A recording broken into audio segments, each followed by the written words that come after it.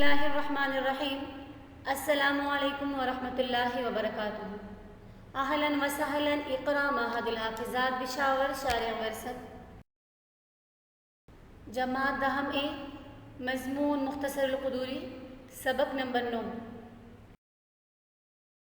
گزشتہ درس میں وضو کے فرائض کے بارے میں پڑھ لیا تھا کہ وضو میں 4 فرض ہیں اور اس کی دلیل یعنی آیت بھی پڑھ لی تھی۔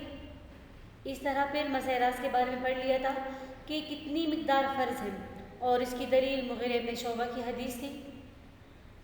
اب یہاں سے مصنف رحمہ اللہ وضو کی سنتیں بیان فرمائیں گے۔ کتاب کی طرف دیکھیں۔ وسنن الطہارة غسل اليدين ثلاثا قبل ادخالهما الإناء إذا استيقظ المتوضئ من نومه وتسمية الله تعالى في ابتداء الوضوء والسواك والمزمزة والاستنشاق ومسح الأذنين وتخليل اللحية والأصابع وتكرار الغسل إلى 3۔ وسنن الطہارة اور وضو کی سنتیں غسل الیدین دونوں ہاتھوں کا دھونا ہے، 3 مرتبہ، قبل ادخالہما الاناء ان دونوں کو، ہما زمین کا مرجع یدین ہے، ان دونوں کو داخل کرنے سے پہلے، اناء برتن کو کہتے ہیں، ان دونوں کو برتن میں داخل کرنے سے پہلے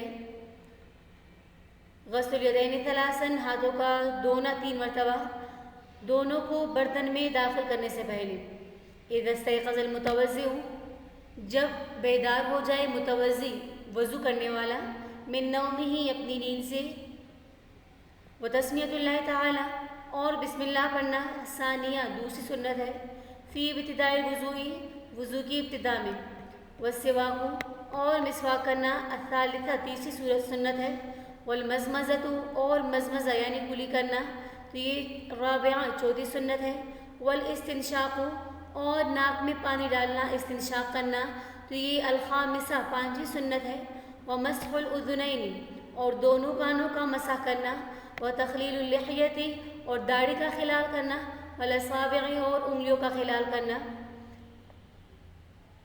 وتکرار الغسل الی 3 اور ہر عضو، تکرار الغسل الی 3 اور دھونے میں تکرار کرنا، الی 3 مرتبہ یعنی ہر عضو کو 3 مرتبہ دھونا، تو یہ بھی وضو کی سنت ہے۔ وسنن الطہارة اور طہارت کی سنت، وضو کی سنتیں، تو سنن یہ جمع ہے سنتن کی۔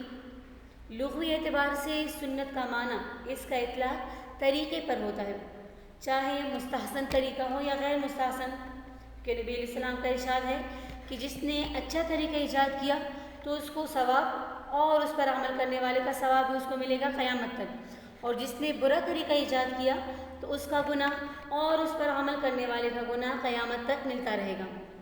جبکہ اصطلاحی تعریف سنت کی یا شریعت کی اصطلاح میں سنت وہ طریقہ کہلاتا ہے کہ جس کو نبی علیہ السلام نے عبادت کے طور پر ہمیشہ کیا ہو، البتہ کبھی کبھی ان سے ترک بھی ثابت ہو کہ نبی علیہ السلام نے وہ عمل چھوڑ دیا ہو۔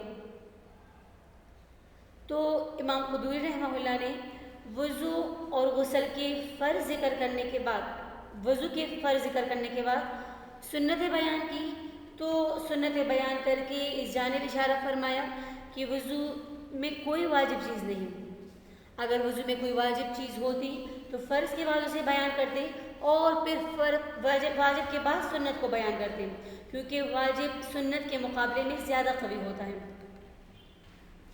پھر امام قدوری نے سنن جمع کا صیغہ استعمال کیا، اس لیے کہ سنت حکم اور دلیل دونوں اعتبار سے الگ الگ ہیں۔ ارکان وضو کی دلیل تو صرف ایک وضو کی آیت سے ثابت ہے، اور سنتوں کی دلائل یعنی سنتوں کی دلائل جو ہے تو اس کے بارے میں احادیث الگ ہیں۔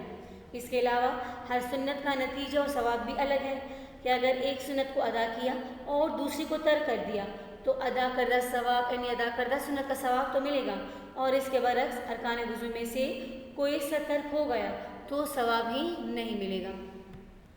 غسل الیدین 3 تو یہاں سے وضو کی پہلی سنت بیان ہو رہی ہے.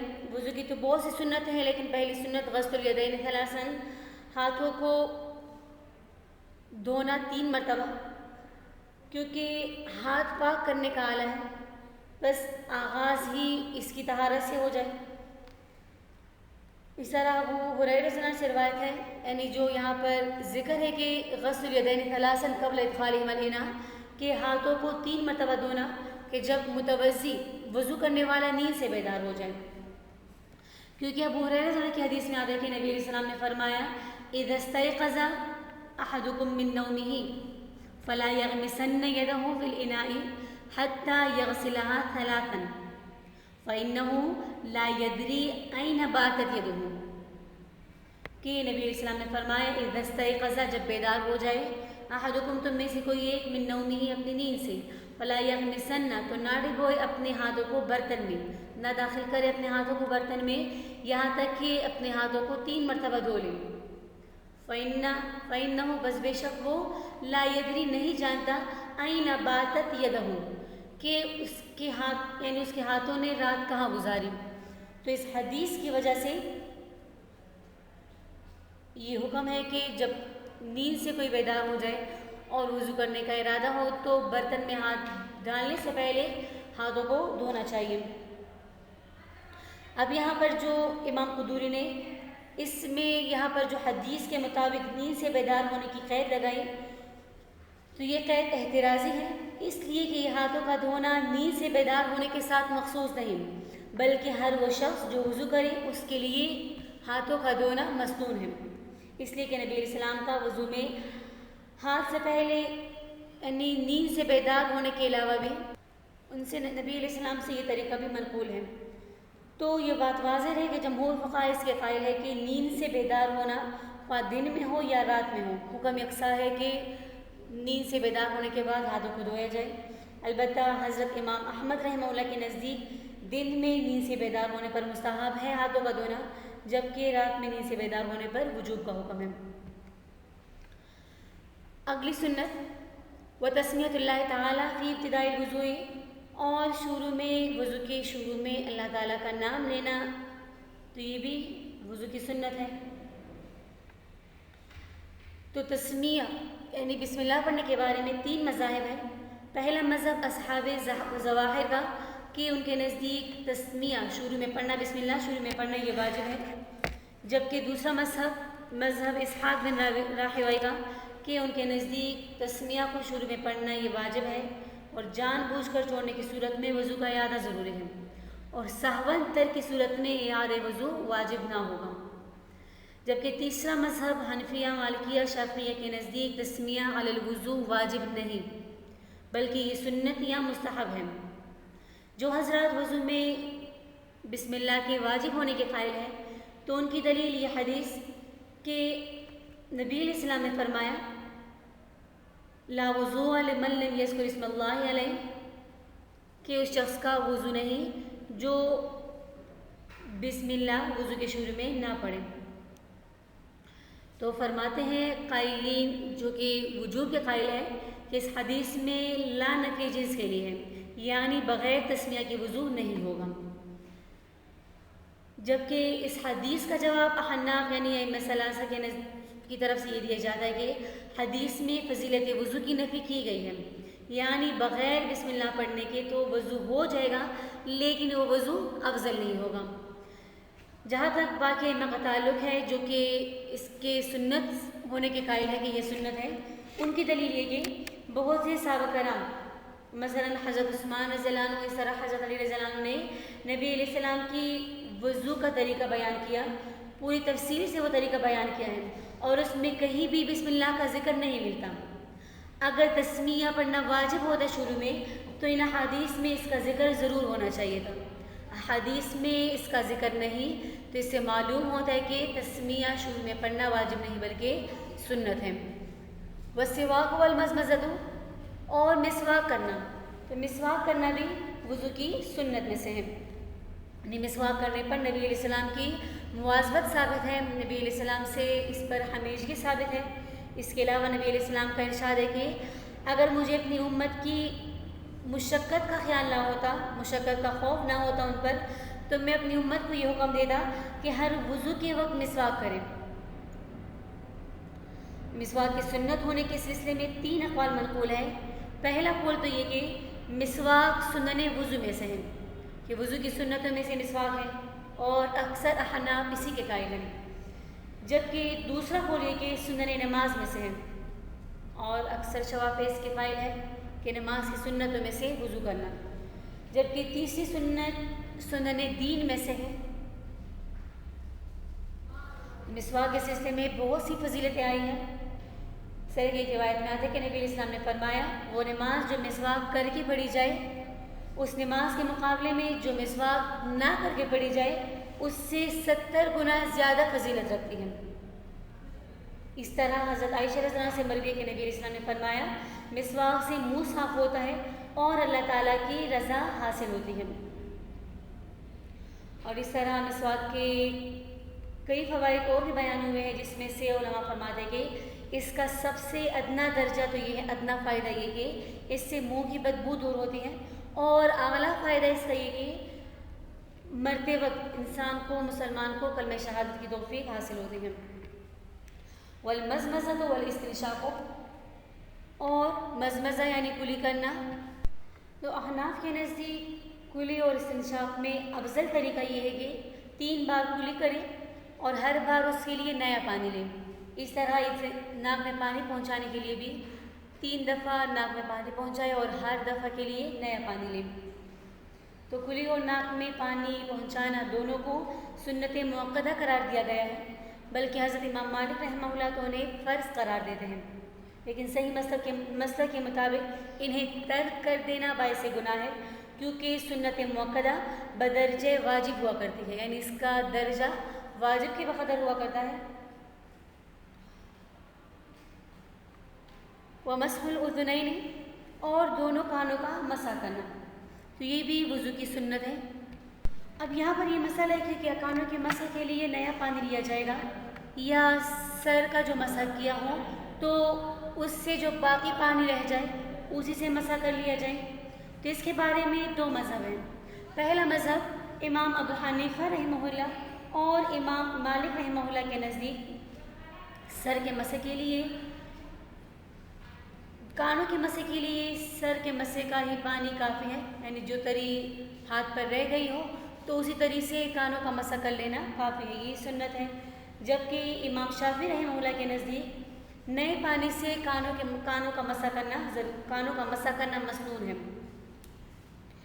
امام شافعی رحمہ اللہ کی دلیل یہ حدیث ہے، فَأَخَذَ لِأُذُنَيْهِ مَاءً خِلَافَ الْمَاءِ الَّذِي أَخَذَ لِرَأْسِهِ، کہ نبی علیہ السلام نے کانوں کا مسح کرنے کے لیے اس پانی کے علاوہ پانی لیا جو سر کا مسح کرنے کے لیے لیا تھا۔ تو اس حدیث سے معلوم ہوا کہ کانوں کا مسح کرنے کے لیے نیا پانی لینا مسنون ہے، یہ امام شافعی کی دلیل۔ جبکہ احناف کی طرف سے اس کا جواب یہ دیا جاتا ہے کہ یہ بیان جواز پر محمول ہے، کہ اگر کسی نے ایسا کر لیا تو یہ جائز ہے، لیکن ایسا کرنا سنت نہیں۔ جبکہ دوسرا جواب یہ دیتے کہ یہ حدیث اس صورت پر محمول ہے کہ جب ہاتھوں کا پانی بالکل خشک ہو گیا ہو، سر کا مسح کرنے کے بعد ہاتھوں پر تری بالکل باقی نہ رہی ہو، تو ایسی صورت میں تو ہمارے نزدیک بھی مائع جدید لینا سنت ہے۔ تو یہ حدیث اس صورت پر محمول ہوگی جبکہ ہاتھوں کی تری بالکل خشک ہو گئی ہو۔ احناف کی دلیل الاذنان من الرأس، الاذنان من الرأس، کہ کان سر ہی میں سے ہے، یعنی یہاں پر یہ حکم بیان کرنا مقصود ہے کہ جو پانی سر کے لیے لیا، ہاتھ جو سر کے مسح کے لیے تر کیے گئے ہوں تو اسی طریقے سے کانوں کا مسح کرنا بھی سنت ہے۔ تو معلوم ہوا کہ کانوں کے مسح کرنے کے لیے نیا پانی لینا ضروری نہیں۔ وتخلیل اللحیۃ، اور داڑھی کا خلال کرنا بھی سنت ہے۔ والاصابع، اور انگلیوں کا خلال کرنا بھی۔ تو اصابع کا عطف لحیہ پر ہے کہ داڑھی کا خلال کرنا بھی سنت ہے اور انگلیوں کا خلال کرنا بھی سنت ہے۔ تو انگلیوں کے خلال کی کیفیت یہ ہے کہ ہاتھوں کی انگلیوں کا خلال، کہ ایک ہاتھ کی انگلیاں دوسرے ہاتھ کی انگلیوں میں ڈالی جائے، اور پاؤں کی انگلیوں کا خلال اس طرح ہو کہ بائیں ہاتھ کی خنصر یعنی چھوٹی انگلی جو ہے تو اس سے خلال کیا جائے، بائیں ہاتھ کی خنصر سے دائیں پاؤں کی خنصر یعنی چھوٹی انگلی سے شروع کریں اور شروع کر کے پھر بائیں پاؤں کی خنصر یعنی چھوٹی انگلی پر ختم کریں۔ تو خلال کے بارے میں نبی علیہ السلام کا ارشاد ہے کہ انگلیوں کے جہنم کی آگ سے حفاظت کی خاطر ان کا خلال کر لیا کرو۔ وتکرار الغسل الی ثلاث، اور 3 مرتبہ ہر عضو کو دھونا، تو یہ بھی سنت مؤکدہ ہے، اکثر فقہا یہی فرماتے ہیں۔ اور اصل اس میں ابو داؤد کی یہ روایت ہے کہ نبی علیہ السلام نے 3 بار اعضاء کو دھو کر ارشاد فرمایا کہ یہ وضو ہے، جس نے اس پر اضافہ کیا یا کم کیا تو اس نے برا کیا اور ظلم کیا۔ اس طرح علماء فرماتے ہیں کہ فقہا کہ اگر ایک بار اعضاء دھوئے ٹھنڈک یا پانی کی کمی کی وجہ سے یا ضرورت کی بنا پر تو مکروہ نہیں، ورنہ اگر بغیر ضرورت کا ایسا کیا تو یہ مکروہ ہوگا۔ اور اس طرح اس میں ایک قول یہ بھی ہے کہ اگر عادت بنا لی جائے تو پھر یہ گناہ ہے، ورنہ کبھی کبھار اگر خلاف عادت اس طرح کر لیں تو پھر اس صورت میں گناہ نہیں۔ اور اس کے بارے میں ایک قول یہ بھی ہے کہ 3 سے زیادہ بار دھونا بدعت ہے۔ تو وضو میں دھوئے جانے والے اعضاء کا 1 مرتبہ دھونا فرض ہے، 2 بار دھونا مسنون اور 3 بار دھونا کامل ترین وضو میں سے ہے۔ تو یہ تھی وضو کی سنتیں۔ انشاءاللہ اگلے درس میں وضو کے مستحبات کے بارے میں پڑھیں گے۔ دعوانا ان الحمد للہ رب العالمین۔ السلام علیکم ورحمۃ اللہ وبرکاتہ۔